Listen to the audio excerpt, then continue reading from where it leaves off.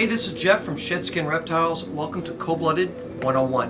What we're going to learn about today are colubrids. Probably one of the best pets to start off with is a good family pet for Johnny and Mary. They're easygoing, a lot of variety of colors. We're talking about colubrids here, probably one of the best snakes to have as a family pet. We're talking about rats, kings, pine snakes, gopher snakes, and corn snakes. We're also going to talk about product, and every week it's like Christmas because I get a new delivery all the time. And we're going to show you how we unpack the stuff and all these products that you can use for your animal. Hey, here at Shed Skin Reptiles, we get product every week. It's like Christmas every week. We get to open up these boxes and it has tons of stuff in here. You're talking about bedding like sand, bark, a forest floor, frog moss, everything. We got sand here for our desert animals. We also have excavating clay. Now this is the type of stuff you add water to and you can build inside your cages and make your own desert scene. And as simple as that is you take a balloon and you fill it up and you put all this excavating clay around there. After you make it wet, it's like clay. Once it dries, pop your balloon and you've got your cave. Use a Coke bottle, whatever you got to use to make that little tunnel for your lizard. Other things we hear, that turtle doctor. This is the type of turtle stuff that you have to have in your turtle cages. Stuff like this that go in the cages that keeps their shell from becoming soft. It also puts calcium in their diet and also food, okay? All right, now we got this box right now. I was told to slow down a little bit because you guys aren't catching up, so catch up. What we got here is we got terrarium frog moss. This is great stuff for frogs. And also what Zoom Ed does is that sometimes they put the animal on the package, so it helps you out, all right? But this could be used for snakes also. I use it for ball pythons to keep the humidity inside the cage.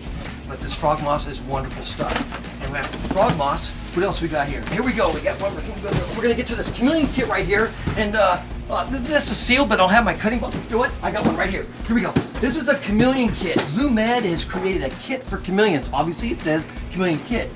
It comes with the actual medium cage, it comes with a light system, and everything you see right here, all the way down to the calcium and thermometer. What you want to do is you want to buy a kit like this if you're going to go for chameleon because everything's all right there for you. Excellent kit. All right, now what we have here is our ultraviolet lights. Now these are sold quite frequently inside the store because these have to be replaced every 10 months, no matter if it's a 2.0, 5.0, or 10.0. Now this happens to be the desert one. And again, Zoom Ed puts the actual animal on there once required to have these type. So very important light fixture to have for your health of your animal. Now here we go. We just got done with these things right here. And I'm trying to slow down, but it's almost impossible because it's very exciting for me to open up these boxes. Now these are your reptibreezes. These things are mainly made for chameleons. As you can see, Zoom Ed has also put the animal inside here and it shows you how to set them up. It actually has A through B on how to set these things up there. Very good type of cage to have. It doesn't come with the lighting, but that's very important to have also. Now what's important about this for chameleons, this is called an open air screen cage. They have to have screen cage to allow air to pass through the cage. Very important. All right, we're done with this right here. John. Sometimes you have to say John quite a few times here because John doesn't listen very well. Now what do we got in here? We got some low profile dishes, and these low profile dishes are used mainly for tortoises and for feeding purposes. They're low profile so your tortoise doesn't drown. That's the main thing. But you got low profile here. You got your drip systems, which is your plastic containers. They have a little instrument that can stick to the side of the hole here. You open up the nozzle and it drips.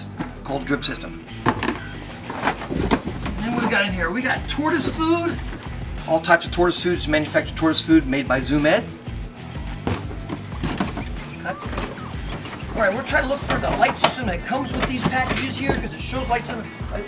I can't find one, but here's one right here. What this is a light system. This is where you put your bulb in. This is made by Zoom Ed. This is called a clamp lamp. As you notice, it has a ceramic hood on top of it, and what that allows is extreme heat. The most important thing you need to do is read this little tape that's inside most of these fixtures, and it'll tell you the maximum amount of wattage you should use. All right, there's another one in here. It's a double hood. Oh, crap, here he goes. Here he goes. Here's one coming from the air. This is a double hood. Same thing as the single, but it's double.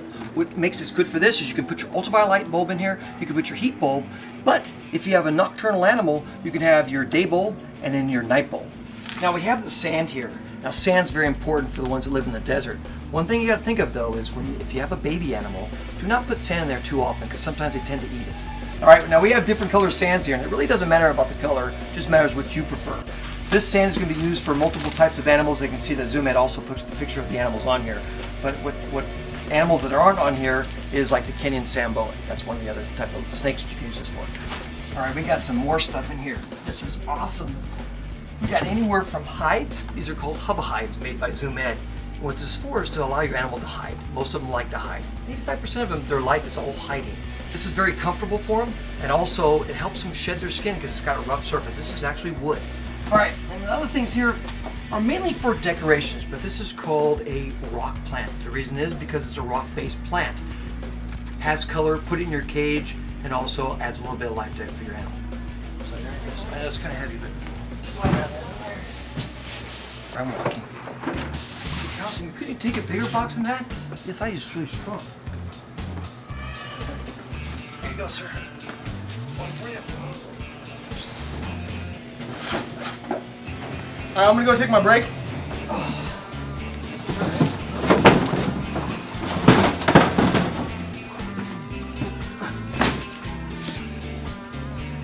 Here at Shed Skin Reptiles, we make things very easy, so you don't have to see all the crap.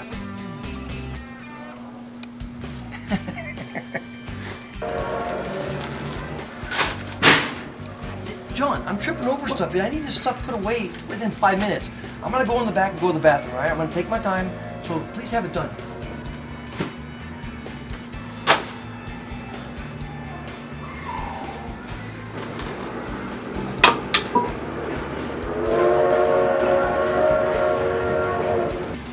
Where's my magazine? Thank you.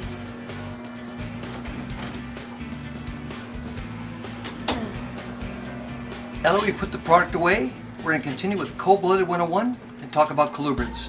Oh yeah. Hey, these are our colubrids here. Now, for those of you who don't know anything about colubrids make up about 2/3 of all of our snake species out there. You're talking about almost 2,000 different types of species of colubrids alone. And you're lucky because we're going to learn about 1,000 of them right now. All right, just kidding. Pull up with your popcorn and we're going to learn about just a few of them. Now, the first one we're going to bring out is a corn snake. Now, this particular corn snake is called Okatee. And based on its colors and the checkerboard pattern on the bottom. Now you can see the orange and the darker red, which kind of fit into your natural look outside where it can hide. That's the reason why it's that color. These guys live, you're talking about 20 plus years, eat mice, and they do have teeth. Now this next snake is similar to the corn snake. It's called a rat snake. This is a yellow rat snake. Now rat snakes tend to get a little bit bigger than corns and a little bit more jumpier than this. As you can see, they just jump right out of there. Again, this is a yellow rat snake. A little bit bigger, a little bit more challenging, especially the way that it likes to be really jittery in its movements, but easier to control once they start to understand that you're not going to hurt them. Again, yellow rat snake. Now this next rat snake we're going to show you is a little bit different from the yellow rat snake we just showed you. This is called a Trans-Pico rat snake. And what's cool about these guys, they have large eyes and they have large pupils. Makes them stand out a lot better. Not much bigger than this is going to get. You're looking at, this guy's about 6 months old. It's going to get about another foot and a little bit thicker. But again, this is called a Trans-Pico rat snake. Some more colubrid facts is colubrids can be found in just about every continent except Antarctica. Another one is most of them are non-venomous, but there are a few that are. Colubrids are also good starter pets. They don't get very big. Again, 3.5 to 4.5 feet, sometimes a little bit bigger, sometimes a little bit smaller. They fit in your room very well. You don't have to have big cages for them. As far as eating habits, you're talking about mice and rats. That's about it. You can go frozen thawed, you can go live. Now this next one is a gopher snake. You find many of them around where you live. They're harmless. Sometimes what they do though is to make you scared of them is that they rattle their tails a little bit. They'll hiss at you and strike, but that's just because they're scared. Now this one in particular is from Baja, California. That's why I called it Cape or Baja gopher snake. As we untie this here, probably John tied it way too tight. That's okay. Stop blaming me for your mistakes.